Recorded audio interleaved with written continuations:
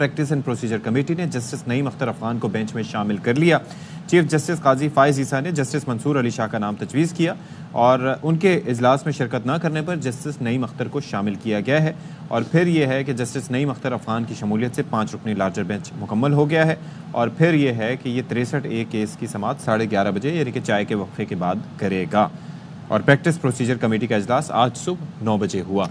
जी ज़ाहिर है बड़ी इंपॉर्टेंट इस हवाले से अपडेट्स आ गई हैं। राजा मोहसिन से हम मज़ीद जान लेते हैं। बताइए राजा मोहसिन। देखिए, सुप्रीम कोर्ट ऑफ पाकिस्तान में प्रैक्टिस एंड प्रोसीजर कमेटी जो सुप्रीम कोर्ट ऑफ पाकिस्तान के जजेस पर मुश्तमिल है, जो सुप्रीम कोर्ट में बेंचेस तश्कील देती है, मुकदमात को समाअत के लिए मुकर्रर करती है, ज़राए के मुताबिक उसका जो आज इजलास हुआ है सुबह, उसमें जस्टिस नईम अख्तर अफगान को आर्टिकल 63A नजरसानी केस के बेंच में शामिल कर लिया गया है।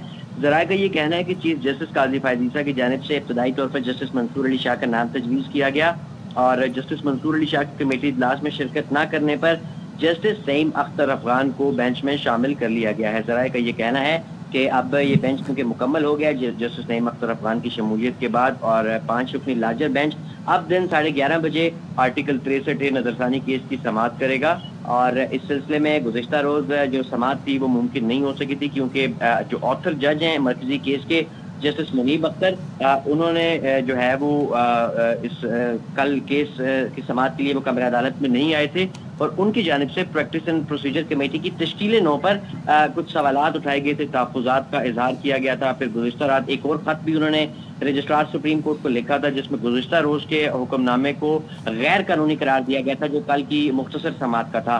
तो अब ज़राए ने इस बात की तस्दीक की है कि जस्टिस नईम अख्तर अफगान को बेंच में शामिल कर लिया गया है और रूटीन के मुताबिक अब 11:30 बजे केस की समाअत होगी। ऑलराइट, ठीक है, थैंक यू सो मच राजा मोहसिन हमें डिटेल्स देने के लिए। अच्छा जी, हम बात कर रहे थे